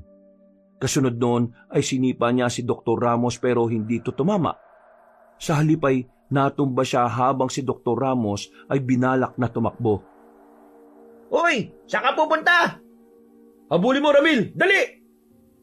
Mabilis na tumalon si Ramil at sinipa si Dr. Ramos sa likod. Dahil sa pagkakasipa niya, nadapa si Dr. Ramos habang si Adan naman ay sumusunod para tulungan si Ramil. Dinambahan ni Adan si Dr. Ramos kaya wala na itong kawala pa. Si Lolo Gado naman, gulat na gulat sa mga pangyayari. Nakatayo lang siya sa may tabi ng lamesa habang nakatingin sa kanila. Lintik ka! Tatakasan mo pa kami ha? Ramil, kumuha ka ng tali! Oo, eto na. Baka buwisit kayo. Bitiwan niyo ako. Wala akong kasalanan. May kriminal bang umamin sa kasalanan niya? Bitiwan niyo ako. Mga buwisit kayo. Tulungan mo ako, Ramil. Ikaw magtali sa paa at ako naman ang magtatali sa binti niya. Sige, pero anong gagawin natin sa kanya? Di ba dapat patayin na natin ang lintik na mangkukulam na to? Hindi pa natin siya pwedeng patayin dahil kailangan pa nating alamin kung sino ang manananggal na kasabwat niya. Ay, oo nga pala. Ang ibig ko sabihin magkaiba pala ang manananggal at mangkukulam. Akala ko itong si Doc na ang manananggal eh. Birang maging manananggal ang isang lalaki. Hindi manananggal itong doktor na to. May tinutulungan siyang manananggal. Si Maribel nga ang manananggal. Hindi lang si Maribel ang manananggal. Napatay na namin siya. May isa pang manananggal at ang manananggal na yon ay may kaugnayan sa'yo. Kaya sabihin mo na. Dahil kung hindi mo sasabihin kagad, mararanasan mo ang pinakamasakit na paghihirap na mararanasan mo. Kahit ano pang gawin mo sa akin, kahit patayin niyo pa ako, wala kayong makukuha kahit ano, dahil si Maribel nga ang manananggal. Sige na, magday lang ka pa dyan. Ramil, tara na. Tulungan mo akong buhatin siya para iupo sa upuan. Itinali nila si Dr. Ramos sa upuan. Habang nakatali siya roon, si Lolo Gado ang nagbabantay sa kanya na may hawak na itak at holy water. Dahil kailangan pang tingnan ni Adan si Rona na ngayon ay kasalukuyang walang malay. Nang kapay niya ang pulso nito, naramdaman kagad ni Adan na muli itong kinulam. Ay nako, malakas talaga ang tama ng doktor na yon. Ano ba ang trip niya? At si Miss Rona ang ginagawa niya na masama? Sa oras na magising si Miss Rona, baka may alam siyang dahilan kung bakit to ginagawa sa kanya ni Doc. Naku, sana nga. Pero alam mo, kahit ano naman ang dahilan, wala na tayong dapat pakialam dun eh. Kasi kahit may masama mang nagawa si Miss Rona sa kanya o sa kanila, mali talagang nangkulam siya. Tama ka naman dyan, Adan. Paano yan? Aalisin mo ulit ang kulam kay Miss Rona. Ano pa nga ba? Kailangan kong gawin para magising siya. Sa ulo niya itinanim yung kulam eh. Grabe, napakawalang yan naman ng Doc na yon. Ang mabuti pa, tulungan mo na lang ako kumuha ng ginagamit ko rin sa bag ko na pangontra sa kulam. Ay, oo nga pala. Para masimula mo na kaagad.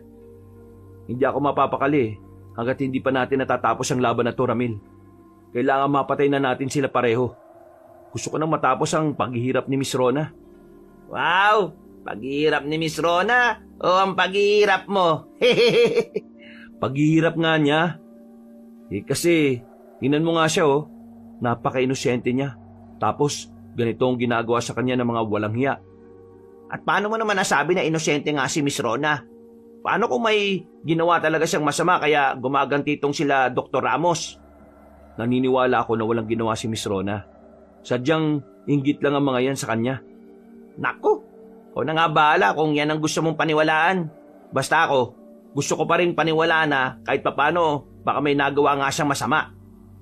Naku. Ang mabuti pa gamutin na natin si Miss Rona. Ginamot nga ni Adan si Rona. Inalis niya ang kulam na muling itinanim ni Dr. Ramos sa kanya. Nalaman din ni Adan na sinabutahin ng doktor ang mga pangontrang ibinigay niya sa dalaga. Malalaking karayom ang nakuha ni Adan sa ulo ni Rona. Hanggang sa maubos yun.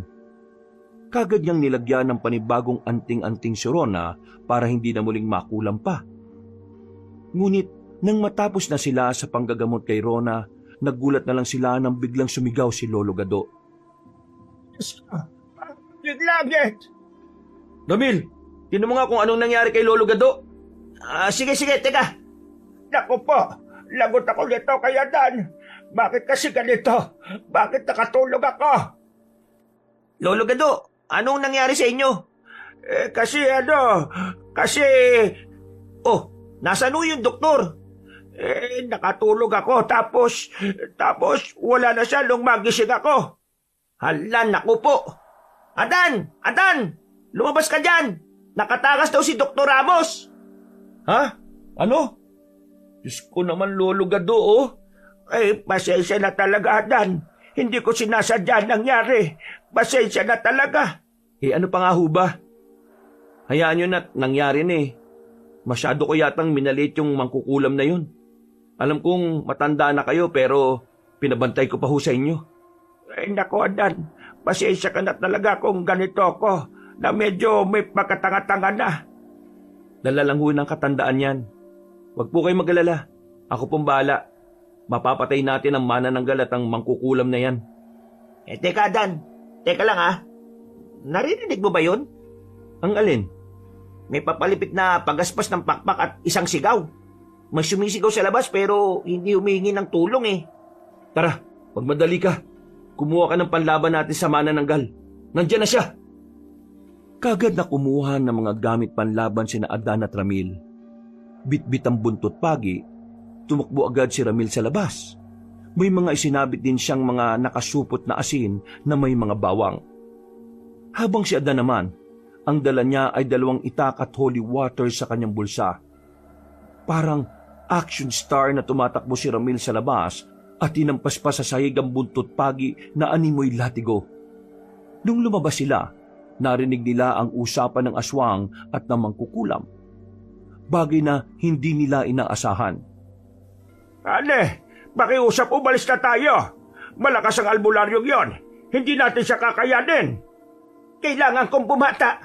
Kapag nakain ko na si Rona, gaganda na ako ulit. Manunumbalik ng sigla at kagandahan ko. Matutupad na rin ang pangarap kong maging artista. Hane, pakiusap. Ibang artista na lang ang kainin mo, wag na siya. Malakas na albularyo ang kakalabanin natin kapag siya ang pinili mo. Wala akong pakialam. Kaya ko siyang patayin. Bakit ba kasi pinipigilan mo ako sa mga gusto kong gawin? Kung hinayaan mo na lang sana akong kainin siya noon sa ospital. Hindi ka pwedeng kumain ng tao sa ospital. Maraming nakabantay ron. Wala kang lusot. Kaya nga tayo gumawa ng paraan, di ba? Pero hindi mo napigilan si Rona na maghanap ng isang albularyo. Ang tanga-tanga mo. Sobrang tanga. Bakit ba ikaw ang inasawa ko? Hane naman. Pakiusap at bumalik na tayo bago pa tayo mahuli ng albularyo. Wag na kayong bumalik pa, Dr. Ramos. Tapusin na natin ang kahibangan ng asawa mong yan. Hane, yan na nga ba sinasabi ko? Bumalik na tayo, bilis! Tulungan mo ako lumipad, umalis na tayo! Hindi! Wala nga alis! Makikipaglaban ako sa albularyong ito at tatapusin ko ang buhay niya. Makamit ko lang ang inaasam kong ganda at karangyaan. Diyos ko, sino ba kasing nagsabi sa'yo na gaganda ka pa kapag nakain mo si Rona? Hindi ka nagaganda. Magiging matandang huklubang ka na habang buhay. Akala mo lang yon. Nangako sa akin ng bangkilan na kaibigan ko. Sa oras na kumain ako ng magandang babae, babalik din ang ganda ko. Ututo ka pala eh. Ramil, ano pang iniintay mo? Tapusin na natin ang kahibangan ng manananggal na ito. Siyempre naman, Adan. Etong nababagay sa yung manananggal ka. Isang marahas na hampas ng buntot pagi ang natamo ng manananggal. Natamaan siya pero matibay pa rin itong nakalayo at mayabang na inihampas ang kanyang mga pakpak. Sa lakas ng paghampas nito, tumalsik palayo sina Adan at Ramil. Nakita mo ba yon, Hande? Mahina ang mga taong yan. Ang mabuti pa, tulungan mo na akong iligpit ang mga yan para matapos na ang balakid sa akin. Ay nako, sige na nga. Ano pa nga ba magagawa ko nandito na tayo? Dumampot na malaking bato si Dr. Ramos para ihagis yon kay Ramil. Natamaan naman si Ramil sa binti kaya napahiyaw siya sa matinding sakit. Rico, visit kang mangkukulam ka. Ikaw ang uunahin ko dahil wala ka namang kwenta. Anong sinasabi mong wala akong kwenta? Mas may kwenta ako kaysa sa'yo, no? Hinagisan ni Ramil ng isang supot ng asin si Dr. Ramos. Napatras siya pero nagbigkas siya ng mga salitang pwedeng gamitin laban kay Ramil pero tanga siya para gawin yon nang hindi nag-iisip. May pangotra sila sa pareho. Tanga! Kaya nga saktan mo na lang ng pisikal. Bagay nga talaga kayong dalawa. Mag-asawa kayong mga tanga. Hindi kami mga tanga, ano? Huwag ka na magpalusot. Kasasabi mo nga lang eh. Walang babala. Kagad na tumayo si Adan at inihagis ang itak sa manananggal. At dahil hindi nito inaasahan ng pag-atake, hindi nito nagawang umiwas. Natamaan siya sa pakpak. Dumaus-us ang itak at nahiwa ang pakpak niya. Aray ko! Ang pakpak ko! Hindi lang yan ang dapat mong mata mo. Dapat mamatay ka na. Sigurado kung marami ka nang napatay dahil sa tindi ng ambisyon mo. Ambisyosang manananggal! At sa tingin mo, hahayaan ko lang na mabuhay ka pa pagkatapos mong sirain ang pakpak ko? Pwes, mamamatay ka na ngayong gabi. Hindi ako, kundi ikaw! Sabay silang sumugod sa isa't isa.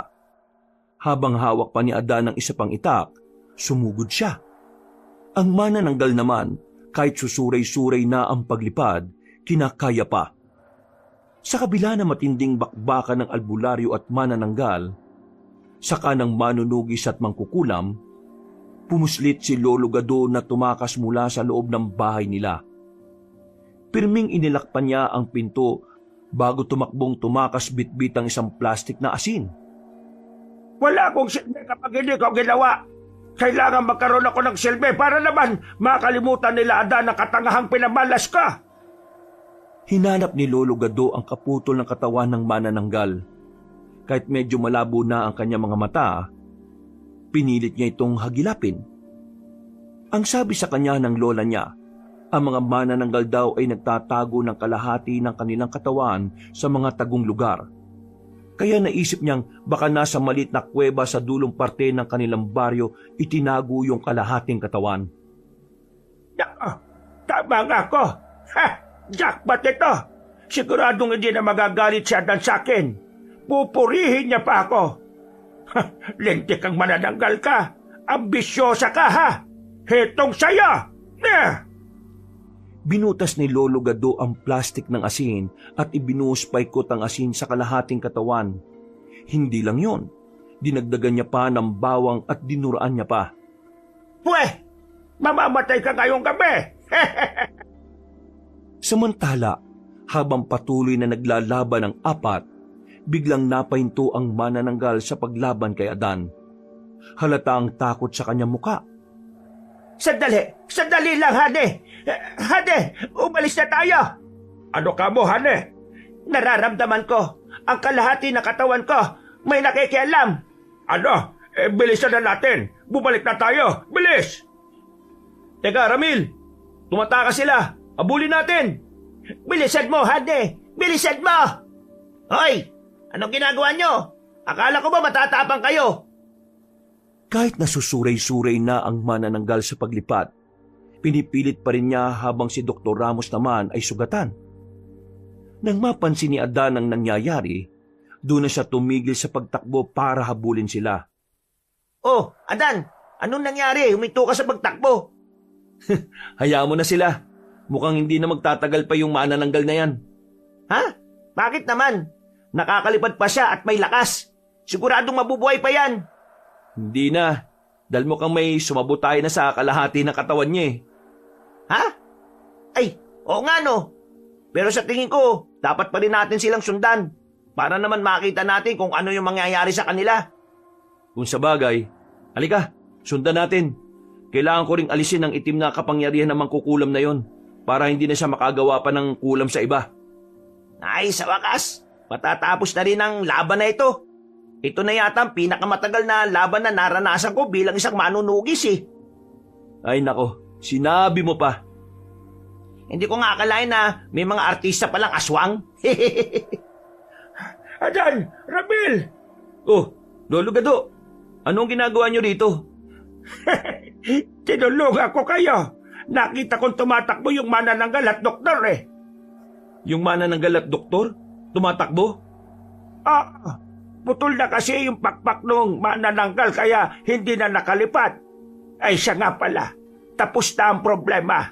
Mamamatay na yung manananggal. Mapasikat na yung araw eh. Ibig niyo bang sabihin, kayo ang sumabutay sa kaputol na katawan ng manananggal? Oh, di ba ang galing ka? Ang galing niya nga po, Lo. Hindi namin napansin na pumuslit kayo eh. Ang lupit niyo po. Oo nga. O siya, sige. Tapusin niyo na yan at pabalikan ko na ang apo ko. Sige po, Lo. Kami na pong bahala dito. Tuwang-tuwa si Adan at Ramil sa ginawa ni Lolo Gado. Hindi nila akalain na magaling pala itong maghanap ng nakatagong kalahating katawan ng manananggal.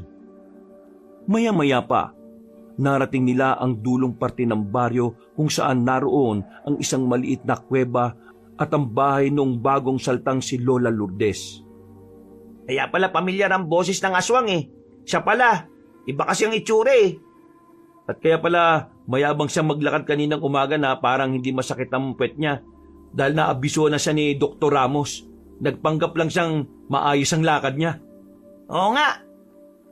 Maya-maya, may narinig silang umiiyak.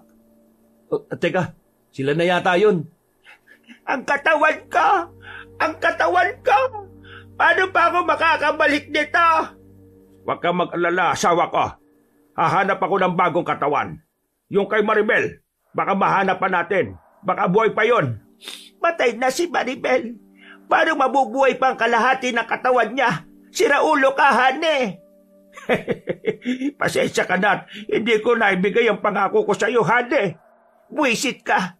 Ang dami mong pangako sa akin na lahat ay napako. Hane, tandaan mo, mahal na mahal kita. Sige lang, tapusin niyo na yung love story ng manananggal at mangkukulam. Kasalanan mo lahat ng ito. Dapat sa'yo patayin. O edi sige, patayin mo. Walang iya kang albularyo ka. Sumugod ang manananggal sa kanya. Pero paglabas niya sa kuweba, mabilis na sumikat ang araw at unti-unti siyang nasunog. Napatakbo naman kaagad si Dr. Ramos patungo sa asawa niyang naging abo na. Hade! Hade! Hindi! Hade! Tapos na ang buhay ng asawa mong manananggal. Ngayon, ikaw naman ang dapat naming tapusin. Sige, patayin niyo na ako. Dahil wala na rin namang silbi ang buhay ko. Wala nang silbi ang buhay ko kapag wala nang asawa ko. Ha? Sino may sabi na papatayin kita? Anong ibig mong sabihin? Hindi mo ako papatayin? Hindi ako pumapatay ng tao, no? Tao ka pa rin naman. Pero hindi ka na pwedeng mangulam ulit. Huwag! Maawa ka! Itong kapangyarihan ko na lang ang meron ako. Huwag mong alisin sa akin to! Wala nang nagawa si Dr. Ramos nang hawakan na ni Adan ang ulo niya para alisin ang itim na mahikang meron siya. Nang sabihin ni Adan kanina na papatayin niya si Dr. Ramos, hindi yun totoo. Ang mga mangkukulam ay mga tao rin naman. Mga taong gumagamit ng itim na mahika. At ang pinakakinatatakutan nila sa lahat ay ang mawala ng kapangyarihan. Dahil yun lang naman ang maiyayabang nila. Simula nung araw na yon, naging maayos na ang lahat kay Rona. Bumalik na siya sa pagiging maganda, mabait at kinikilalang artista. Napapanood na nila ito ng regular sa teleserye niya. Buong akala ni Adan, hindi na muling babalik pa si Rona sa baryo nila matapos ang nangyari. Pero nabigla sila ng isang araw, kumatok na lang ito bigla sa kanyang bahay. Oh, Miss Rona, anong ginagawa mo rito? Hindi ba't nasa Maynila ka? Ano kasi nabalita mo na ba yung bagong pelikula ko? Oo naman. Palagi ako nakasubaybay sa mga teleserye o pelikula mo. Naku, salamat siya nga pala. Napanood mo na ba yung pelikula ko sa sine? Ha? Bakit mo naman natanong? Wala naman. Kung hindi mo pa napapanood, gusto mo bang panoorin natin ng sabay? Yun kung hindi mo pa napapanood. Hindi pa napapanood ni Adan yon. Uy, ano ka ba naman, Ramil? Nakakahiya.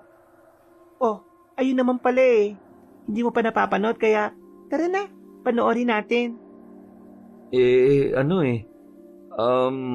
Sige na nga. Kailan ba?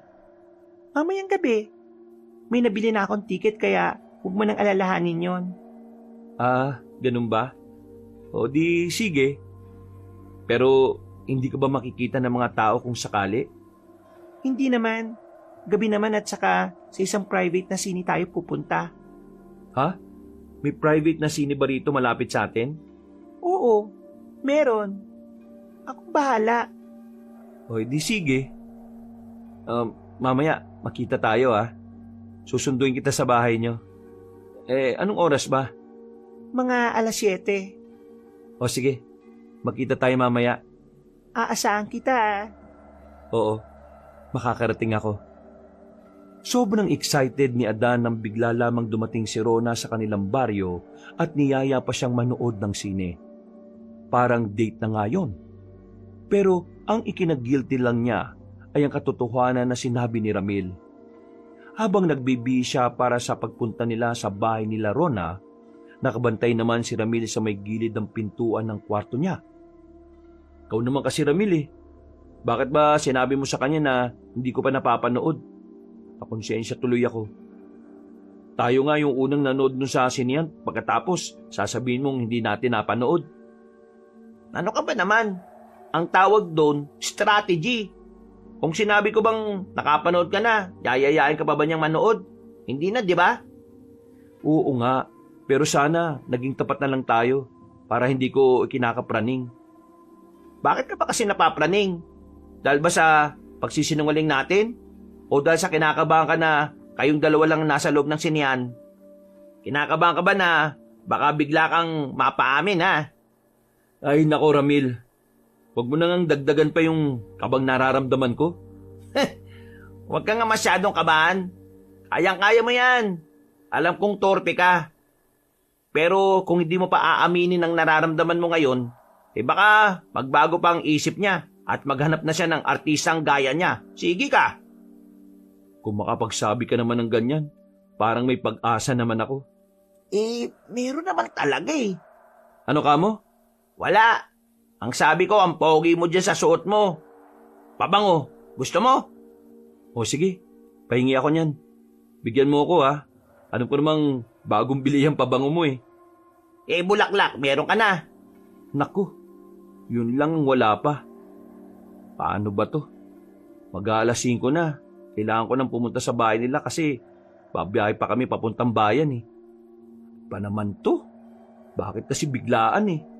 Ang mabuti pa, marami namang dahon ng bayabas dyan at saka sampagita.